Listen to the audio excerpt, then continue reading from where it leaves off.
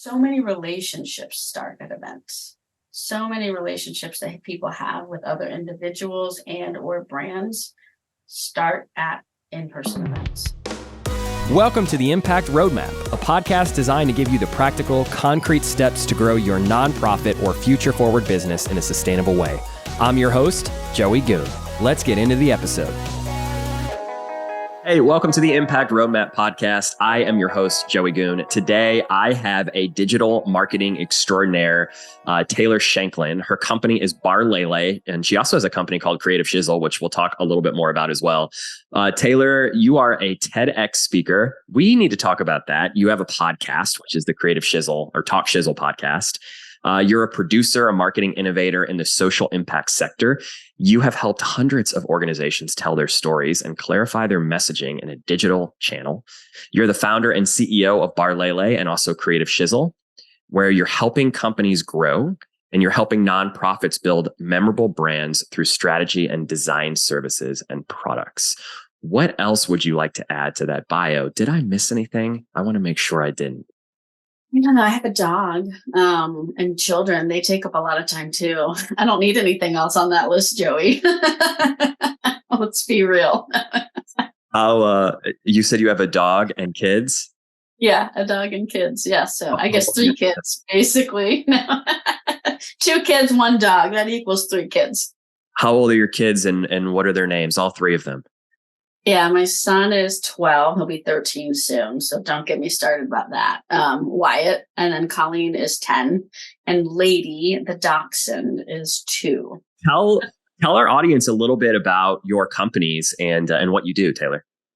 Yeah, sure. So my company is Barlele, and we also have a product company, Creative SHIZZLE, which really is kind of like a sister to Barlele. We work with nonprofit organizations, small businesses, tech companies, kind of a wide variety of types of people who are just trying to have a good impact on the world. And we help them with brand messaging, brand clarity, brand identity design, and strategy, and do a lot more of that work at Barlele. And then Creative SHIZZLE, really, we launched it a little over a year ago. To be an affordable and really consistent solution for getting good graphic design resources. And so it's a graphic design subscription, unlimited design every month for one price. And I kind of did that on purpose to make it really simple for people to not have to deal with all the hiring hassle of designers, or if you don't have enough in-house talent to make your stuff look pretty, we've got that solution for you. So we kind of help people figure out what their story needs to be at Barlele. And then if you need the help implementing it from a design perspective, Creative SHIZZLE is for that. Where do you feel are like the biggest creative opportunities for businesses when really doubling down on their brand strategy and their marketing efforts? And maybe you could distinguish the difference between branding and marketing for our audience. Awesome. First off, that's one of my favorite questions because I think it's often confused. They're often confused for each other. People don't quite know what the difference is. So branding, in my opinion, is figuring out what kind of overall experience you're creating for people and capturing attention and pulling them in with the right message and the right way of getting attention. And then marketing, in my opinion, is like, once you got their attention, it's keeping a conversation going and bringing them value on a regular, consistent basis. And so branding is a little bit more high level, like, how do we want people to feel? The questions we need to ask ourselves when you're thinking about, like, how do you double down, is who are we talking to, about what, and why does it matter to them? So a lot of times I think we just go into like, well, I like the way this looks and I like the way that looks, and we've got to make sure we use this font and this color. And it's so much more than that. It's really about like focusing on your customer first, figuring out what they need, what is the pain that they are feeling in their lives that relates to your business and your product. And then how do you solve that pain and tell them that in a very, very clear and simple way. And then with marketing, how do you like consistently show up with that message and with bringing them value with that message, and kind of like teaching them along the journey of this is who we are, this is what we're about, this is why we help you have a better life or a better business or like whatever it is. Thank you for that. That's really awesome. I think we should unpack the pain piece for a moment, because I would assume that a lot of small to medium-sized businesses don't really know where to start when it comes to, and I say that because enterprise businesses have the resources and the data, right? But if you're just getting started, or you're a small to medium-sized business with 5, 10, 50 people, perhaps you don't really know where to start to start building an avatar for your brand, to understand your prospective audiences or prospective clients' pain points. And I'm just curious, Taylor, from your perspective, where might an organization look to start to gather some of that valuable information and data where they can start, really understanding the problems that their prospective clients or prospective customers might have? Yeah. Yeah. I mean, you can start with yourself. Like, why did you even build your product or your company? Like, what did you set out to do? There was probably something at some point where you were like, I think this is a business, like a need, right?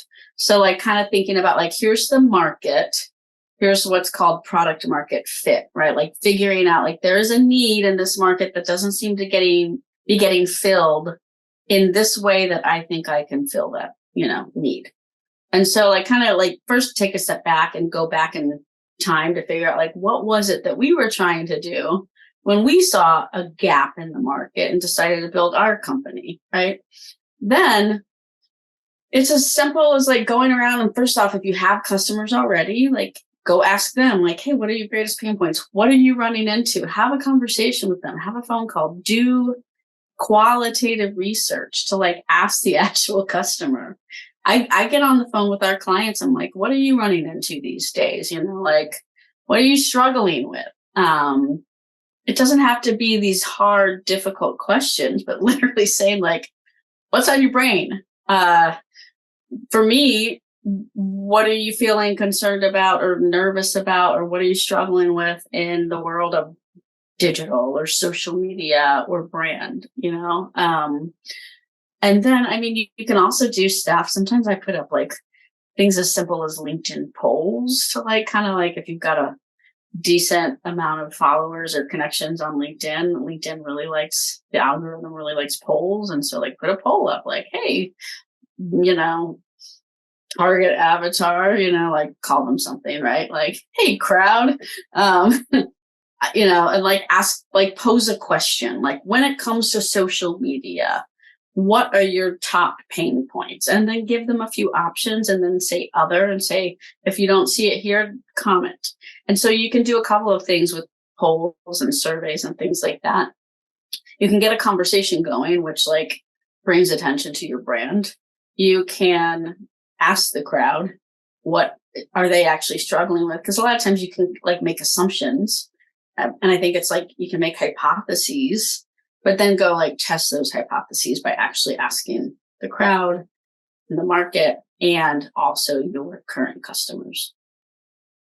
A number of our listeners are utilizing events as a platform to build community, to either help their employees think better together, to bring together stakeholders, partners, clients, prospective clients, or for our nonprofit partners, really to generate donations and connect people to the mission or their cause.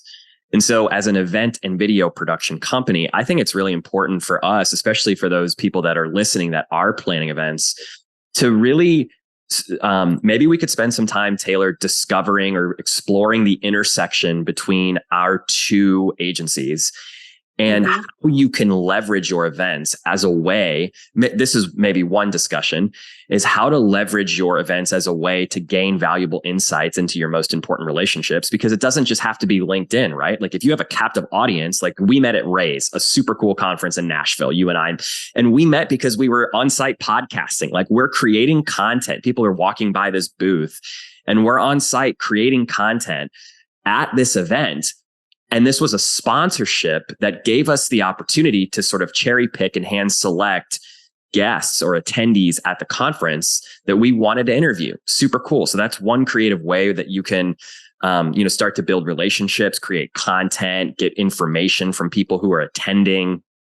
But anyway, so perhaps first we can talk about how could we gain or gather insights and information about our most important relationships at events? And then can we talk about how can we utilize our events to develop a stronger brand and develop a stronger position in the market? Yeah. Really good question. So events are a place where people come to basically talk about their pain points in a lot of ways. I don't know if you've ever felt that. Yes. But it really is. So like, as you know, kind of like tying it, like starting to thread through this conversation. When people go to events, a lot of times it's about learning new things, but it's also oftentimes about talking to peers and hearing from peers. I'm struggling with this. Oh, me too. Well, what are you doing about it? Well, I'm doing this. Is that working?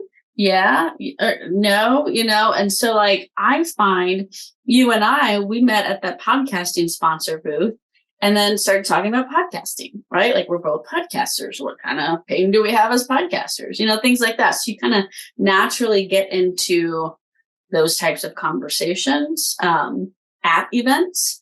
And so I think that's a really good place to understand your target market and understand your avatar, is talking to people at those events and seeing what is resonating with them too when they're there at the event.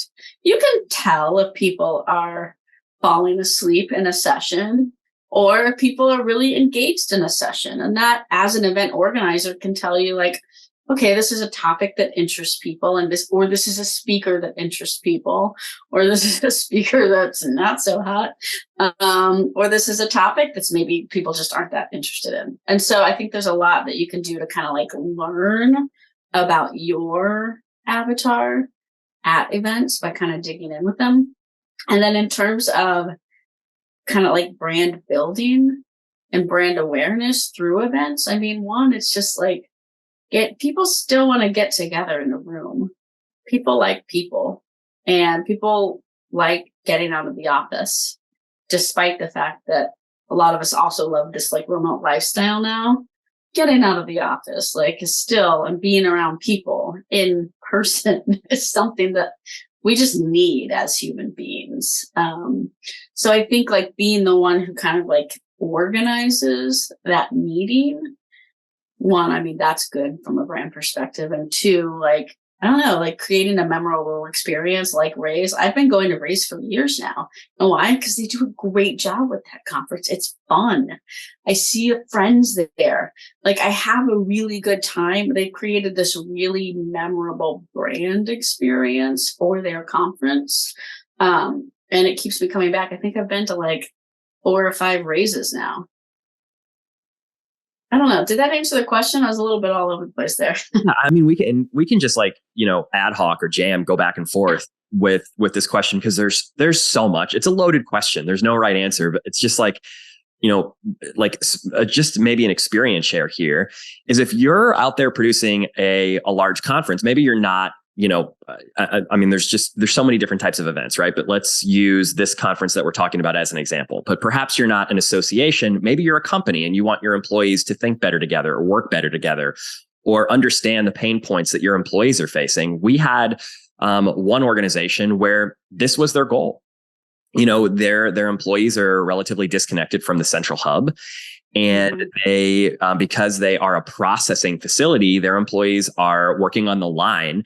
And if they're not producing, the organization, of course, is not profitable.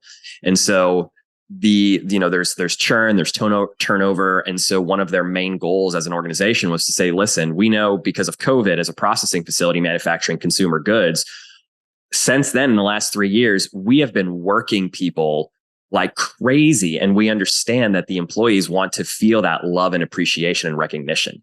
And so they produced this annual celebration where all the employees came together. And we had the opportunity to engage the employees. And we did that through, it was kind of like a day of play. So we rented out a local baseball stadium. And they had wiffle ball and activities, and there was a DJ playing music. And one of the cool things that we did is we produced a 50th anniversary video for the agency. And we just through, interviewing different, employees at the organization, we started to understand how important it was for them to feel appreciated by the agency.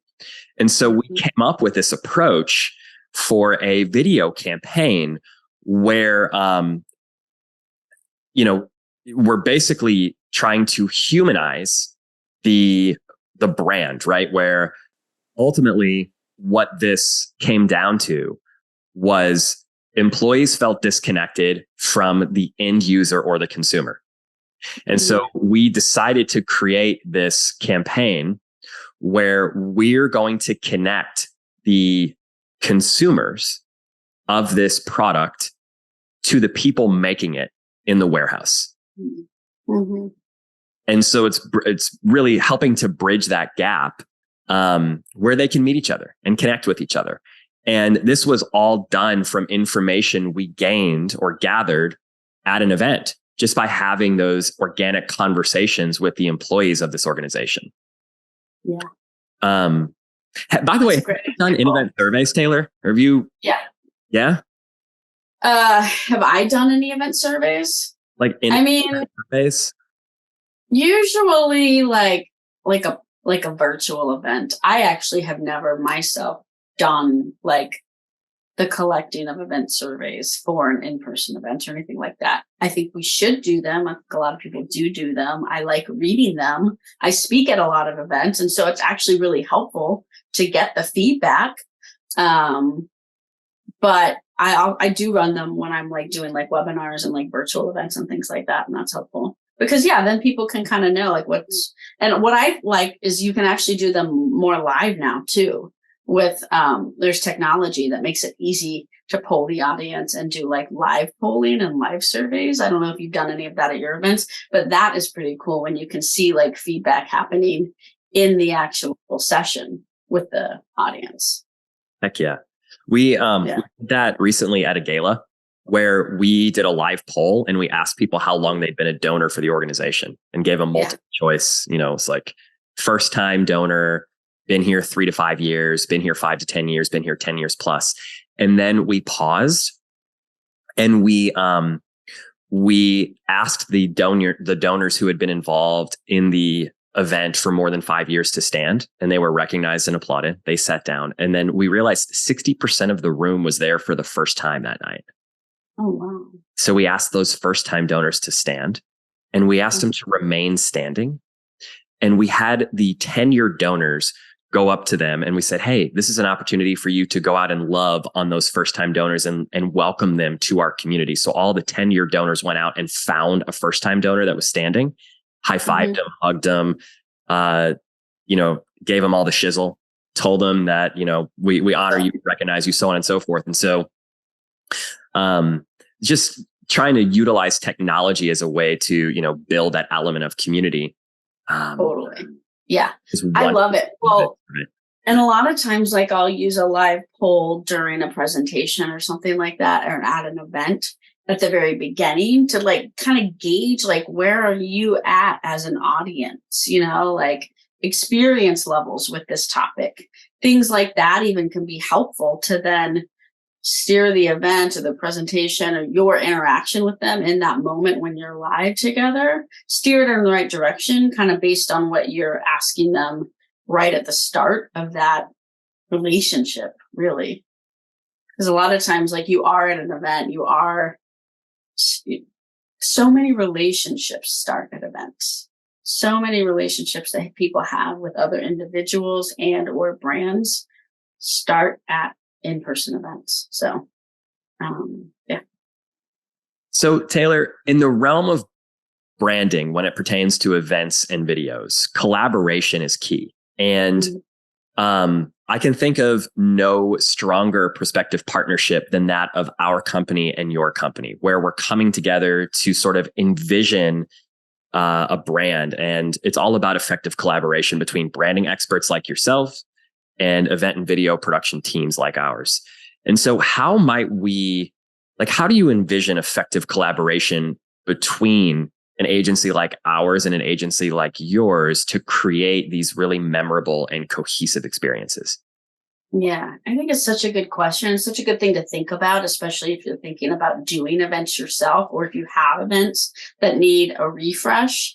Um, it's an important collaboration because, one, as we kind of talked about at the beginning, branding is about getting someone's attention and like showing them the value and communicating clearly. So like, what's the value of coming to this event? What is going to make me spend my budget on coming to this event at the end of the day, right? Like, you got to get inside your consumers' heads. Why should I spend my time and my money to come to your event? Whatever event it is. Is it going to be fun? Is it going to be moving? Am I going to network? Am I going to win a door prize? It could be a number of things that get people to pay attention and say, I'm interested in this. And then there's all the logistical things of like capturing the experience of the brand at the event. So that's what you guys do, right? Like, you're on the ground, you're filming it, you're probably creating a lot of post-event assets to then highlight the event for the next year, right? So like, when we start recruiting for the event next year, we want people to come back, look at how fun it was last year. Look at how great it was last year. Don't you want to be there? So I think when it comes to like event branding, it's a lot about creating like FOMO. And that's what I think a lot of the production work does. And it's like kind of like figuring out like the FOMO ahead of the event, what makes people feel like they can't miss it. And then how do we make an awesome time when they're there so that they feel like I have to come back to this every year. And that's a lot of working together on just like, what does it look like when they walk through the door for the first time? Simple things, even logistical things like, is it easy to find water and coffee at the event? Like stuff like that. Some events get that wrong. And I'm just like, ooh, that was lackluster. So it's a lot of like, it can be really like a lot of the little nitty gritty details that add up into the overall brand experience. And then on the back end of the event, being able to show off like, hey, we had a great time. Did you? And then the next year, marketing promo for years to come. So I think it is an important collaboration with kind of like logistical capturing the story of the event and then like painting like what's the story in the first place and why should you be there? What are innovative ways to incorporate branding elements into event design?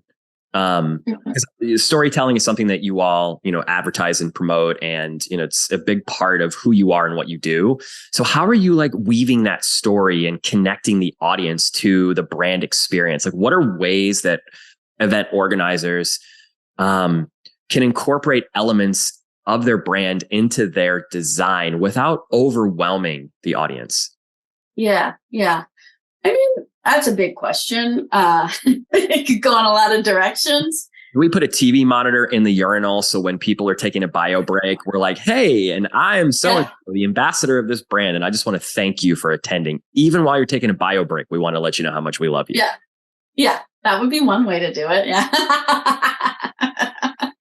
I mean, I think there's, some of the events that I like going to, I mean, like they have a name, like the event has a name that's cool, different than the company's name. And the brand like look and identity of the event looks similar to, and is aligned well with the company hosting it. I think it's like little things, it could be as simple as just like, I was talking to someone about the brand of Starbucks the other day and how like you get the cup and like in the holiday season, I think I just this morning with my coffee this morning, I got my first holiday cup at Starbucks, and it's a thing where like I was drinking it and after a while I was like, oh, I got the holiday cup. So it could be things as simple as just like weaving in like customized special coffee cups with the brand on it. It kind of depends on, I guess, in terms of like your design aesthetic. I'm kind of a minimalist, so I don't want big flashy crap everywhere, but like, or I don't want to spend a lot of money personally on like swag that people are going to throw away, but I want to spend money with my event on things that are going to make people like really remember it and maybe take home with them and again, want to come back. So that could be even like, I don't know, like make people feel special at the event. Why don't you have a podcasting booth where people who are attending the event can come and get interviewed and get on video and feel like they're on make it feel like they're on like the news or something like that. Like make it fun, like, I don't know, make event participants and attendees feel special with the brand. It's kind of one way to think about it. But again, I don't know. You go in a lot of directions. How do you evaluate metrics with a branding strategy? Like whether or not, how do you evaluate? And I was thinking specifically about events, but maybe we can broaden this a little bit and just talk about how you're evaluating metrics as it pertains to just branding in general. Like, how do you tell whether or not a particular campaign is successful, a particular story is successful, a particular video is successful? And if you want to, maybe if you have like an anecdote or an example of how do you evaluate whether or not an event partnership or an event overall is successful?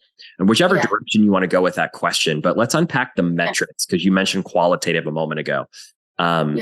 How do you objectively look at the data and say this was a win or we need to reevaluate?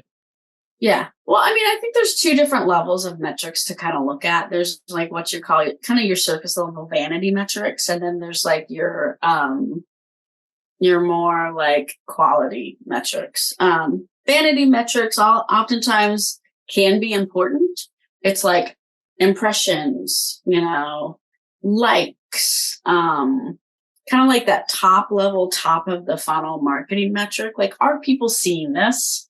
Are people clicking on the like button? Are we getting in front of eyeballs from an overall brand awareness perspective?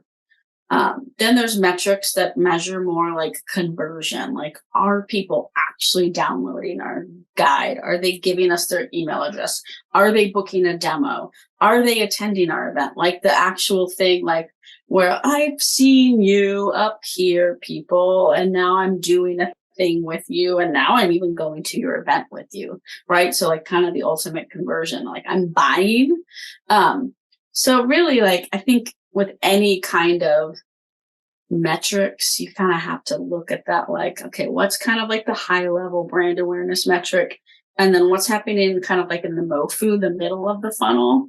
And that could be more like people are actually like giving you an email address, signing up for things, signing a petition, all sorts of things. And then there's that very bottom of the funnel, or BOFU. So they're buying, right? They're converting into an actual sale or an actual donation. So really, like, whether it's event metrics, I would say, like, what does the website traffic look like to our event page, right? That's at the top of the funnel. Are we getting people to go to our event website? And then maybe a little bit further down, are people clicking through to buy a ticket? Are people clicking on that button?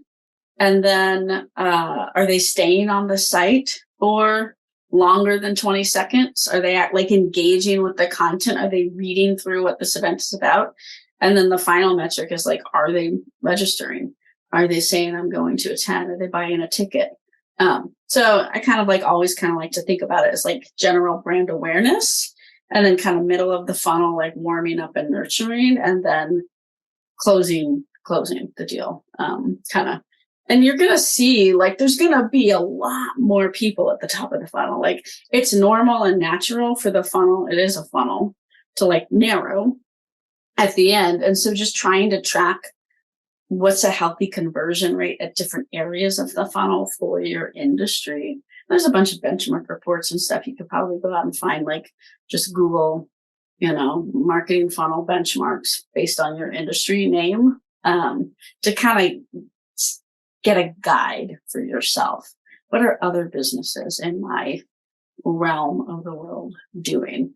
What's a benchmark or a goal I can aim for? And I think that's important. Like, if you don't have any idea, just kind of start there.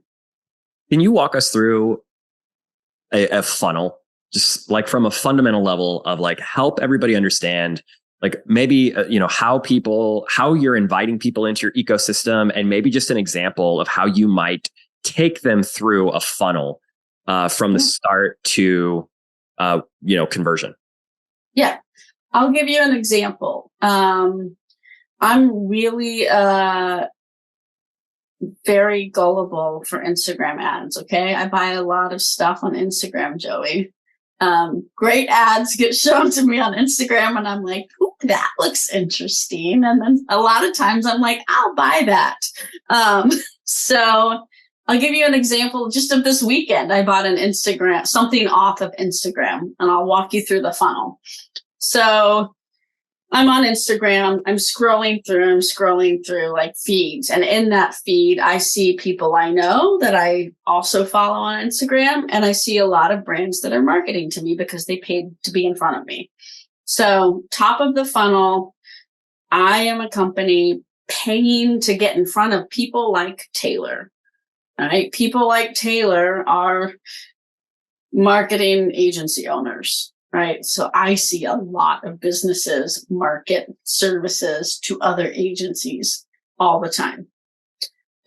So kind of identifying who am I trying to get in front of? What's my budget? I'm going to pay to get in front of those people on social media. This is just a social media ad example of a funnel. Okay. I see this ad. It's another agency owner, and she sells courses for agencies to do better with their social media for all their clients. Right. And so I'm kind of reading through, I see her for a few days. She shows up kind of repeatedly. Okay. And she's showing up repeatedly because I saw her the first time and she showed me one thing. And then she saw that I engaged in it, and not she did, but the algorithms, the robots behind the ad saw that I engaged with it. So they showed it to me again. And then they showed me a slightly different version. And so they started warming me up on my experience, like warming me up to their brand. Okay. Over the course of this funnel. And it started with, again, we're going to get in front of people like Taylor, and then we're going to make sure they saw us. So we're going to keep showing them the ad. And then we're going to show them a slightly different ad if they still didn't buy anything yet. Well, here's really why this should work for you. And then we're going to take them finally to another ad sometimes that gets them like, come on, it's time to commit. Taylor, you can't do social media for your clients anymore if you don't get this course. And then I bought the course. It was like a $40 course. And you know why I bought the course? Because I was like, maybe they're doing something a little bit different than the way we run social media for clients. And maybe like I can learn one or two things in their process to refine in mine. And then, the end of the funnel is like you go to a checkout page, you check out, you put in your credit card. And then the very end is you get the follow-up email where it's like, hey, here's your access to your online class you're going to go to in 2 days. So that's kind of like an example of getting in front of, like, figuring out who your target avatar is, getting in front of them on a specific channel, nurturing them, warming them up, making it really easy for them to click and buy, and then getting them to actually buy. And then very quickly, and this is all done with automation, send them the thing that they bought. Nice. Well done. Yeah, thanks. What are you most excited about right now in the world of branding? Like, what is on the horizon with, you mentioned AI and robots and, the things behind the scenes that are evaluating how people are making decisions online. What is on, like, where are we headed? In terms of branding and marketing? What are you most excited about with all this innovation and technology? Yeah, I think it's interesting. It's twofold, because the technology, in a way, is forcing us from a branding perspective to remember how human we are. And remember that when it comes to branding and words and brand experience, that people still want to connect with human stuff. And so there's this big element of having humans involved in like creating that and tapping into our minds, right? And like literally having the experience of being a human versus to write a tagline versus being a robot to write a tagline.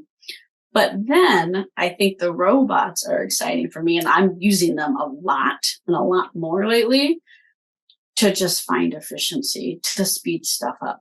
I don't have to write everything. Okay. I need to write the really big, important things. I need to be the person leading the brand strategy who's asking the right questions.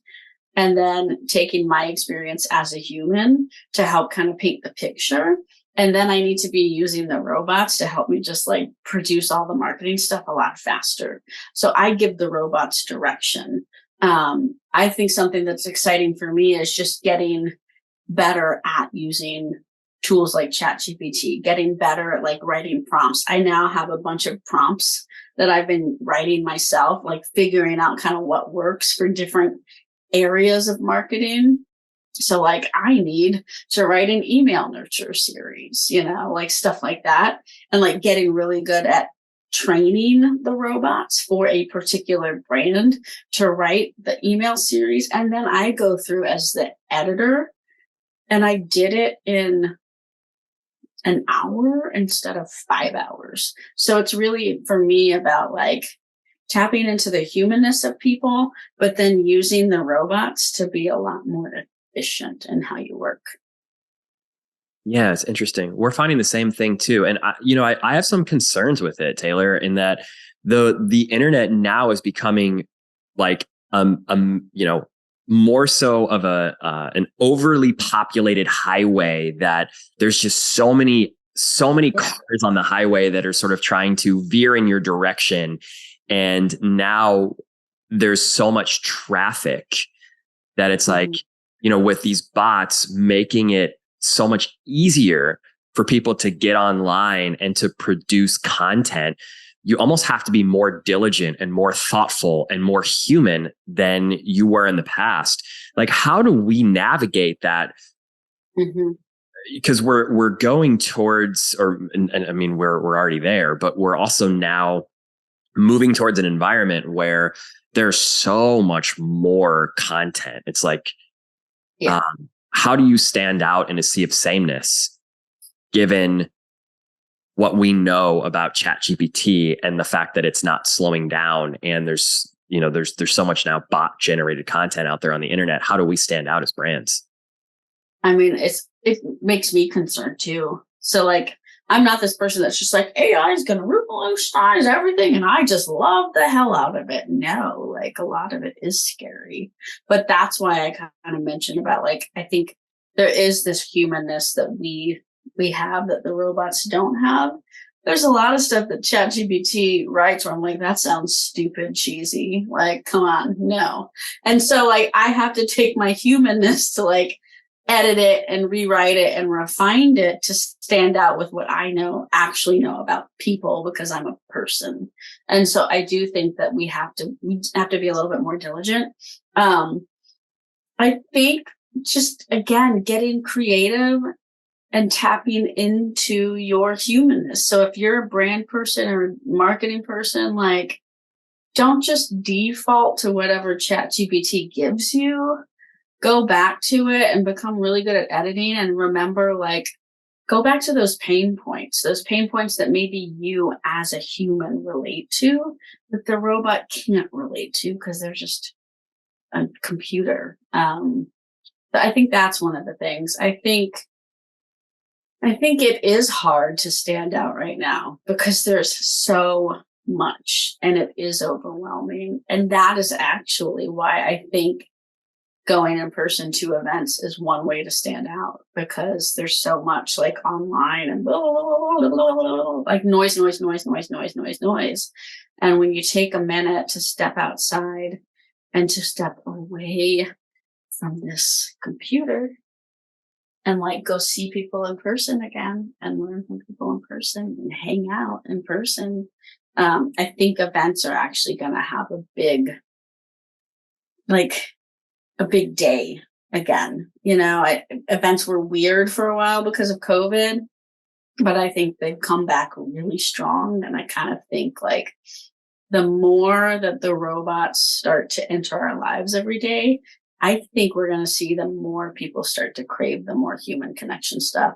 I mean, Joey, like my big dream is to eventually just like own a coffee shop.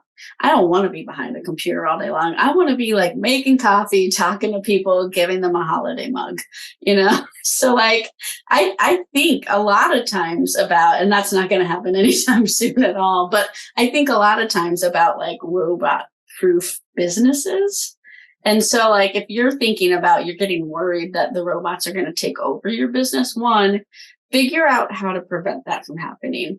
What is it that you as a person can do that they're not going to do, or at least not going to do for a long time? And like use that as your advantage, and then just use them for like efficiencies and like grunt work.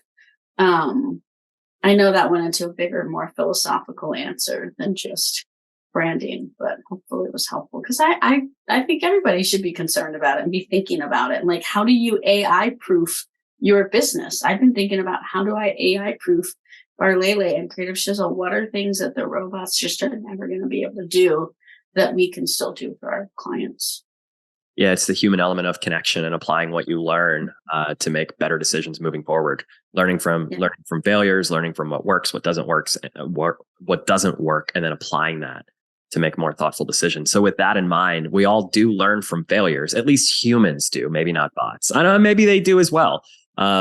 Perhaps they just don't apply it in the same way that we would, because we can use empathy to move forward.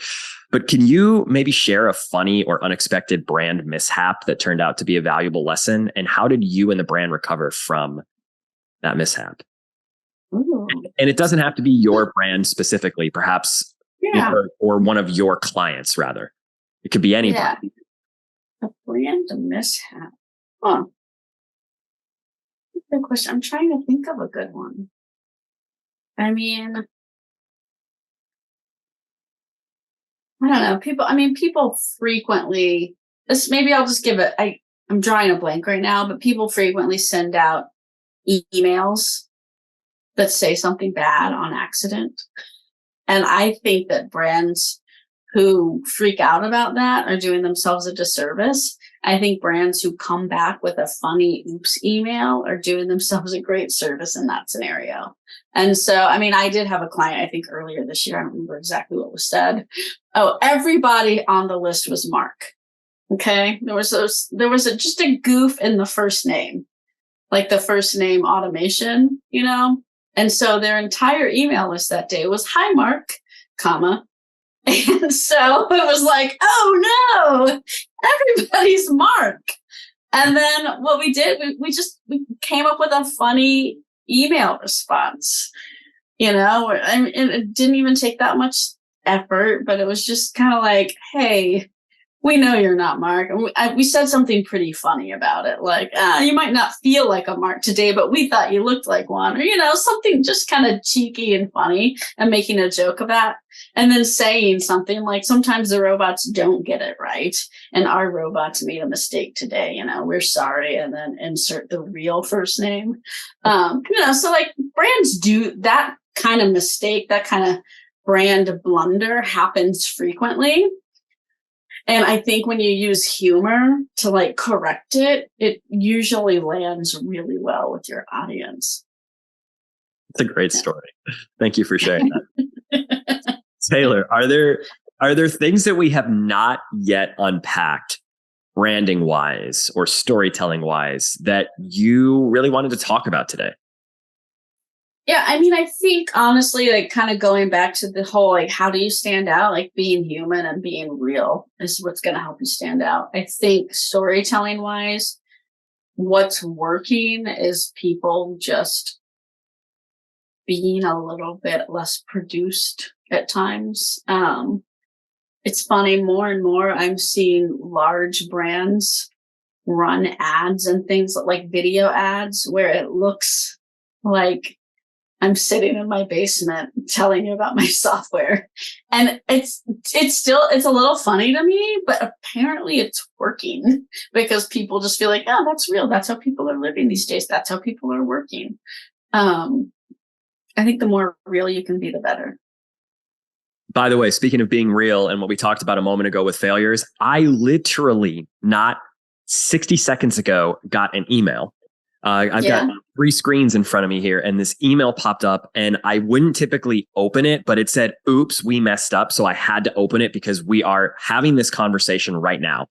They sent out an email 2 hours ago to basically promote their event that is happening next week and their excitement for the event. But in the subject line, they said, "We can't wait to see you in 48 hours. The event is a week away." And so they just sent an apology email saying that they're so excited that they inadvertently thought the party started in 48 hours because it felt that way in their heart of hearts. And they just apologized and said they're so excited to celebrate. The event date is actually next week. We just got too amped up and we apologize. So again, just an example of a brand apologizing, being super authentic and humanizing themselves and sharing their excitement as the reason why they did an oopsie. Yeah, it's a great example. I mean, really, like it happens all the time. I sent out emails without links working sometimes. And then I'm like, oops, our link, I swear we know how to make a button work, but sometimes it just doesn't, like just be real about it and people get over it, Taylor, where can people learn more about you? Where can they go to stay connected? Sure. Find me on LinkedIn, Taylor Shanklin. I spend most of my social media time on LinkedIn. And if you want to learn more about Barlele or Creative Shizzle, you can find us at Barlele, BARLELE.com or creativeshizzle.com. We've got all the social channels connected on those websites. So either place is a good one to go to.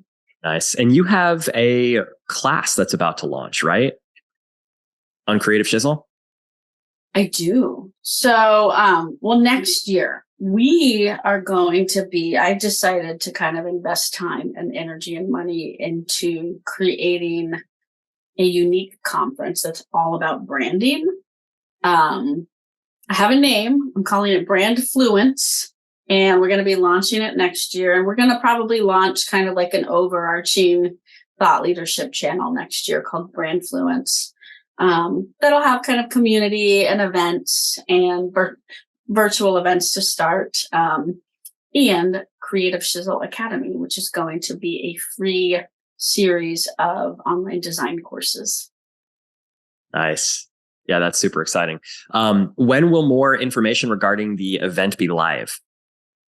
Good question. Probably December. I'm hoping by the end of December before January, we can launch like, hey, this is coming next year sort of a thing. So still kind of planning and like working on it behind the scenes. That's awesome. Well, make sure you get all of that information over to our producer, Lachlan. When you have more info, we'll make sure to put it all in the show notes. Until then, all of the information that you have shared regarding your website, how people can get in touch with you, we'll make sure to include all of that information in the show notes, and then we'll update it as we have more info from you and your team with more developments. Taylor, thank you so much for joining us on the Impact Roadmap podcast. It has been a pleasure. For all of you out there, I hope you found this episode valuable.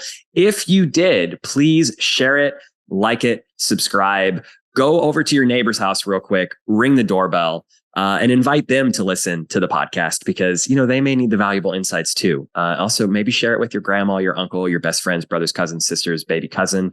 They also want the insights. Taylor, thank you again so much for joining us on the Impact Roadmap podcast, and we'll see you next week on our newest episode. Well, thanks, Joey. Hey, if this episode was valuable to you, then share it with someone that you love, someone that you know that could benefit from it. Also, be sure to subscribe, and depending on how you're listening, go ahead and leave a comment or review. This will help ensure that we are connecting with other nonprofit leaders so that we can get this critical information out to them. And if your company is in the early or even late stages of putting on an event, go to our website, utopiaexperience.com, and click the Book Us tab and schedule a free discovery call to see if our services would be a right fit for your event. And even if they're not, that's okay. I promise you our expertise can steer you in the right direction, so you'll get value either way. Thanks for listening to the Impact Roadmap, and we'll see you next time.